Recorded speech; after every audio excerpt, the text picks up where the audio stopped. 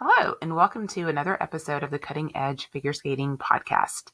My name is Kim Dunaway, and in this episode, I'll be recapping the ice dance event at Nepala Memorial. There's so much skating that happened over this past weekend. We had Nebelhorn going on at the same time as Nepala Memorial, and it's impossible for me to recap both events in every single discipline. So for Nepala, I'm going to be covering the ice dance event, which was way more exciting than the ice dance event was at Nebelhorn. It's pretty much status quo there, especially once Mona Beaudry and Cicerone withdrew from the competition. However, over in Nepala, it was way more spicy with the ice dance competition here. A lot of really good teams. So the lineup here was much more exciting, and we had a lot of movement that we don't normally see, and it was exciting to watch. So to get into the results here, we had Olivia Smart and Tim Dieck, who are the winners here, and they basically came in as the favorites in this field, having finished the highest at Worlds compared to all of these other teams that were here. However, they had to come from behind. In their rhythm dance, they are skating to George Michael and Robbie Williams, which is giving us a little bit of a different vibe than what we're getting from a lot of the other teams who are choosing more pop style music from the 90s. So I liked that they went in a little bit different direction. I don't love it as much as the rhythm dance that they used last season, but it's still early. I think that it could sort of grow on me a little bit. She's sporting a fake ponytail. Definitely the costumes are giving off completely the right vibes. Their levels here were really low, so they actually didn't get any first place votes in the rhythm dance whatsoever. Their ordinals were from second place to fifth place.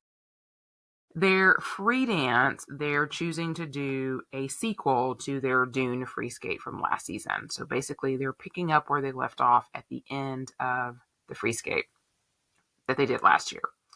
From that ending pose, same exact costumes that they used last year as well, which I think is a choice. I can understand if it's a sequel or a continuation, then I get using the same costumes. I think it's a better idea if they had changed the costumes. A lot of times when people repeat a program the second season, they will bring a new costume to it just so that it's got a different vibe and it sort of separates it from the previous year. Now, obviously, this is a different routine, even though there are some elements in here that we saw in last year's routine also. And of course, they're fantastic costumes. I think they won the ISU award for best costumes last year, but I still just feel like a little bit of a differentiation would be ideal. But even so, I think it's a good program. It's not as strong for me as last year's was. But again, when last year's debuted, it was nowhere near what it became once it hit the Grand Prix. So obviously there's still some room for it to grow. I don't think that it will get stale. I think it's different enough from last year's program. It does start with a similar lift to what they start with in their last year's program. I thought their twizzles looked really good here in the free dance versus in the rhythm dance, where they both got level 4s, but they just seemed off. In the rhythm dance, there's this really great sliding movement that they do here in this program. It's really effective. They do the same lift that they did last season, where she jumps on his back and opens her legs into a straddle. That was really cool. But it does in an additional curve lift, and so it helps to differentiate it from last year's. But I still have to ask, is it different enough? Like, is this vehicle different enough on its own to show growth, or does it feel a little more of the same? They do have a really cool lift at the end where she flips onto his back. Like, for instance, in last year's Dune program, they had that really cool lift where they go across the ice that they fell on at Lombardia last year. I think it was Lombardia, maybe it was Nebelhorn. One of those events last year they fell on. That same lift is actually in their rhythm dance this year. And then here they have this lift where she flips up onto his back. The only thing I'm going to fuss about is there was a part at the end of their character step where she does a flip, and I just felt like it got a little clunky there. But otherwise, I thought it looked really smooth for this point in the season. Very dramatic ending pose. So they end up pulling up from second and getting the win here. In second place was Natalie Taschlerova and Philip Taschler, the brother-sister team from Czechia. And they are hot off a coaching change. They switched to Maurizio Margalio's coaching team, who also coaches the two Finnish teams as well. Their rhythm dance, they're doing Jennifer Lopez and Enrique Iglesias, which I think is so smart for them because they do Latin really well. They look like they're having a ton of fun in this program. I think they're always at their best for me when they're having fun. When they're serious, they're still great, but there's just an extra layer when they're really out there being able to let their personality shine and just really kind of get into the program and have a lot of energy. That's really where they're best, and they won the rhythm dance. Their free dance wasn't as successful. It's a very different program than what we have seen from them. This entire quad, they've done lyrical, slow pieces, different pieces, but still it felt kind of a similar vibe. This year they're doing the Matrix, which is quite the departure from what we have seen from them. It's not entirely there yet right now. I actually think that the program has way too many music changes, and I don't feel like they ever really get into a great rhythm in the program. There are some really cool movements that I like. They've always had really great innovative lifts. So like here, there's this second curve lift that they do that I think is really cool. And there's also one later where she's just like precisely balanced on his skate. It's sort of similar in a way to what we saw Turkula and Verse Lewis do last season in their tango free dance. But there's also a couple of things that I have mixed feelings about. For instance, in their character step, she does a headstand at some point, which is interesting. I think it's designed to sort of look like a breakdancing move. I just don't know why we feel the need, and it's not just them. It's pretty much every discipline outside of the women's where there's this like need to put all these acrobatics in that I'm not quite sure why we're doing this. And so I have mixed feelings about that. It just feels like it's not something that could be consistent every single time they go out either. Maybe I'll have a different opinion once I've seen it a couple of more times, but it just feels like it's unnecessary and there could be something there that's a little bit better. And it might be something that they change. We'll see if they get feedback from the judges that, yeah, they like it or no, they don't. But overall, I'm excited with this new direction that they're going in. I definitely think that they need to take out a piece of music or two just so the program flows a little bit better. In third place here was Green and Parsons, and they had the most jump from the rhythm dance. They were actually seventh after the rhythm dance, and they were second in the free dance to finish third overall.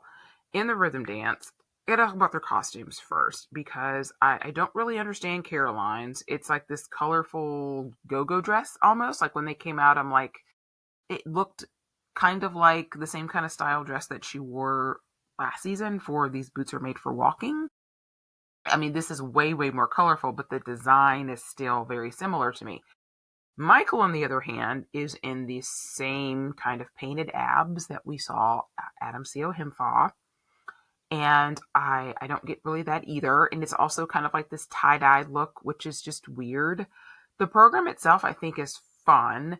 At least the second piece of music they're using is I'm Too Sexy, which is fun and cheeky, and I think it works for them. Big issue for them here was they both struggled with their second set of twizzles.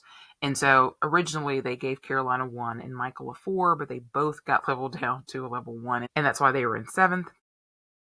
Their free dance, I think, is their best free dance they've had in this Olympic quad, and right now it stands out to me as one of my favorite free dances that I've seen so far this season. They're skating to a piece of music called Escalate by Sar B. They are a team that I really, really wanted them to work on their lifts in the first couple of years of this Olympic cycle because it was the weakest part of their elements. Everything else was really, really strong, and they made huge strides last season. And here, lifts are almost like a strength for them right now. They had this incredible rotational lift in the beginning. They repeated that really cool curve lift combo that they did in last year's free dance.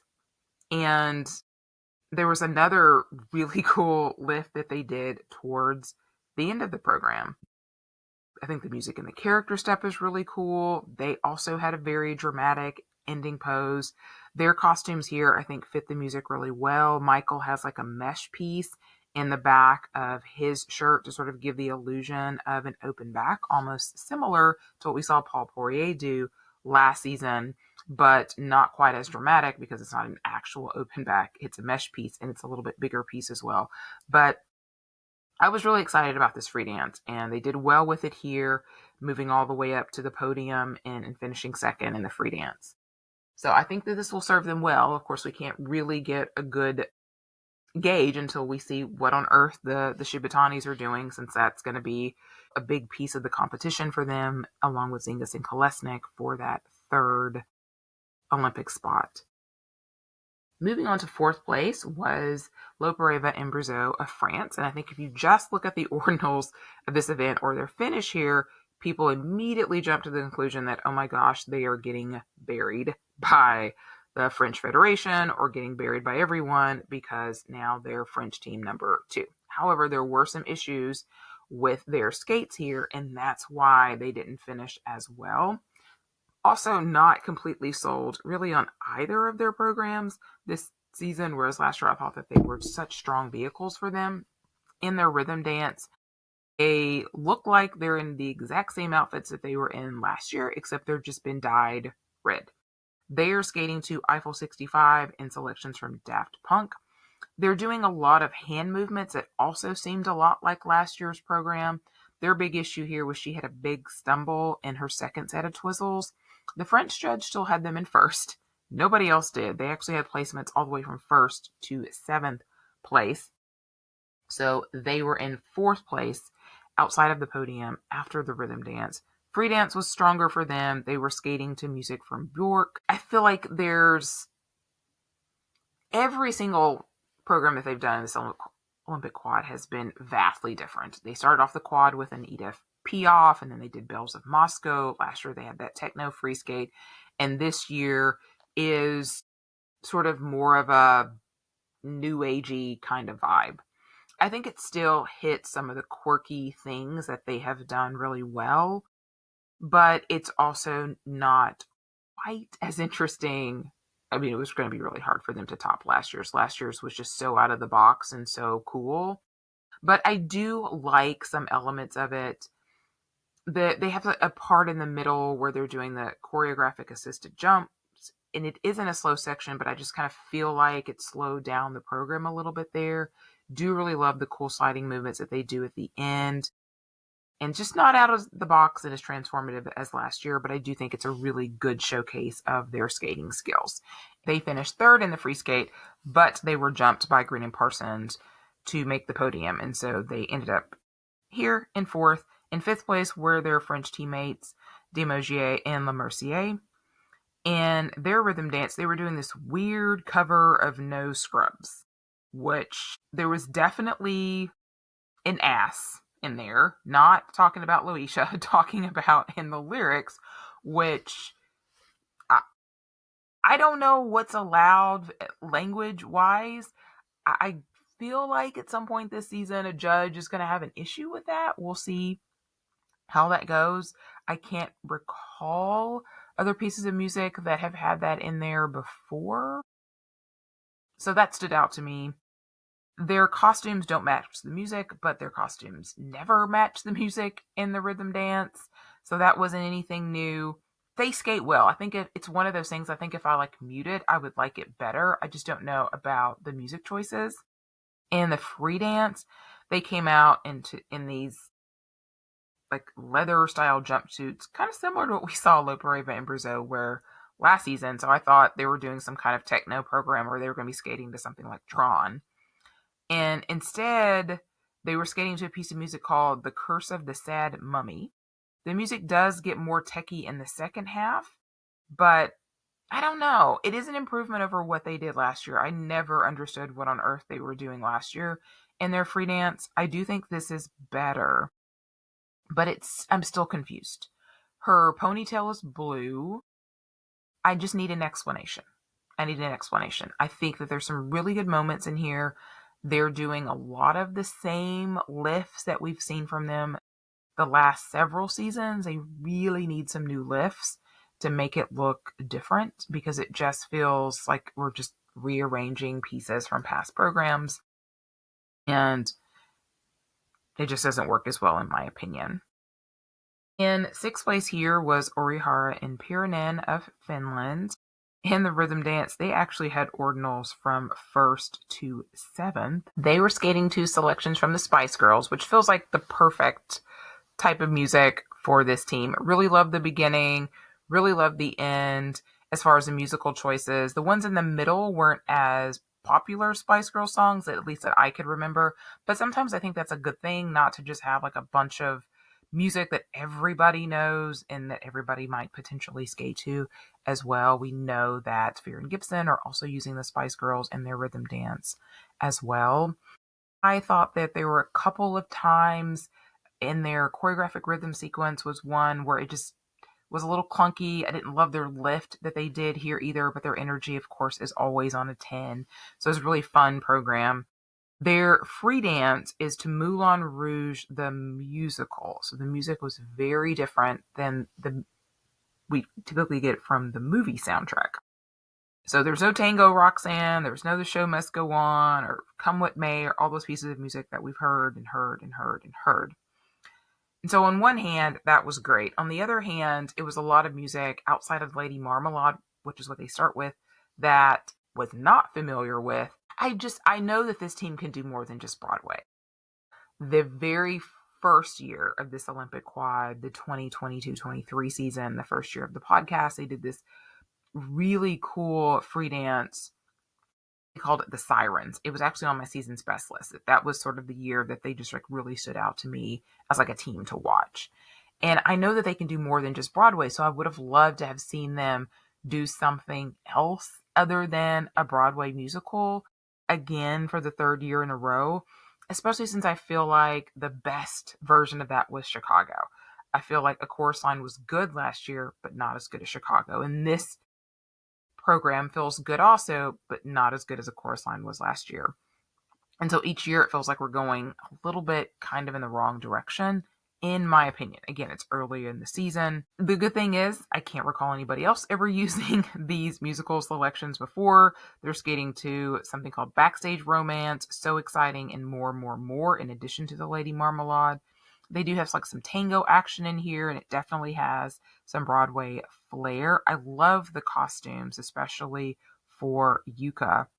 It took a little bit of time for A Chorus Line to grow on me last season, and maybe this one will do the same. They were the only team here that didn't have kind of like these wild fluctuations in the ordinals. They were sixth in both segments of the competition and finished sixth overall. In seventh place was Katerina Wolfkosten and Dmitry Serebetsky of the U.S. They actually found themselves ahead of both Green and Parsons and Orihara and Pirinen after the rhythm dance. She had a little stumble in her second set of twizzles. There were lots of little twizzle mistakes from a lot of the different teams here. But three of the judges actually had them in third here. And it's funny because I talked about how loud I felt like their costumes were when they were in Lombardia a couple weeks ago. But for some reason, their costumes didn't seem as loud as they did 2 weeks ago in Lombardia. I don't know if it's because the lighting was so much better at this competition than it was at Lombardia. I thought they had really good speed. I thought their midline step looked really confident. I just don't love either of their two programs. Even the free dance, which Kill Bill is, fun music. Sadly, I always think about Alexandra Trusova whenever I hear this slow bang bang version. Their choreography just feels simple compared to a lot of the other teams. I know that they're young, but it's not going to be an excuse for forever. And I just feel like they can do better than what their material is giving them. At least give them something that feels like it will challenge them. These programs just feel very expected, and I feel like they're just going to get lost in a sea of other teams, and they need programs to really help them stand out. And especially the free dance, I feel like the second half is a little boring. So I think that they've had two good outings in their challengers that they've had, and that's definitely going to help them, but they're just in a sea of so many U.S. teams just trying to fight tooth and nail to get a little bit ahead of this team or that team. And I just feel like it's going to be hard for them to do right now. All right, so that's all the teams that I'm going to talk about from the ice dance event. I will hit on just briefly, since I'm not going to cover the other disciplines at this event, that in the men's event, it was won by Kevin Amos. And, I was just saying 2 weeks ago with Nikolai Mimola that he was sort of putting himself as a front runner for the Italian men coming off of that big European championship and also skating very well there. Well, here we have multiple Italian men that skated, and Matteo Rizzo finishes second, Daniel Grassel finishes third, and Mimola actually finishes eighth. So it feels like we're definitely in for a really spicy battle for those two spots for the men.